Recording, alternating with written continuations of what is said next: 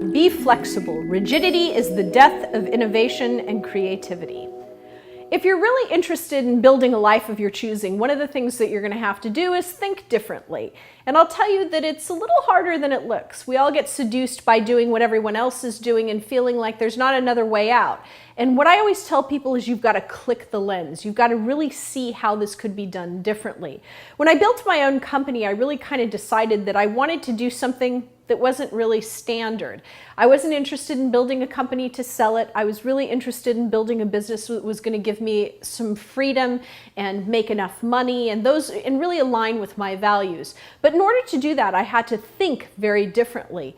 It's great to follow a proven model if one is out there for the life you want, but the other idea is really to stop being quite so rigid. That's one of the things that gets people in a lot of trouble, this fixed thinking that there's only one way to do things.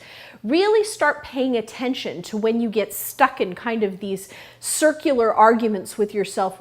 Well, I can't do that because I have kids. I can't do that until my kids are old enough. I'm a single mom with 2 kids and I take care of my own mother, and I've managed to craft and design a life of my choosing. So even if you have children, even if you're on your own, there are ways that you can really design a life that serves you, but it requires you to be more flexible and less rigid. So I want you to pay attention the next week or so to when you become sort of resistant to being able to do what you want to do. When you say, gosh, I'd really like to start this, but I can't because fill in the blank, and you come up with some reason or excuse that it can't be done. I want you to instead ask yourself, how? How can I do X, Y, or Z? How can I make this happen? How can I start my business? How can I go back to school? Whatever it is, the thing that you really want to do, start asking yourself how rather than answering why you can't. That's going to stop you every single time, and you're going to be in the same place, no growth, no possibility for change if you don't really become more flexible and nimble with your thinking.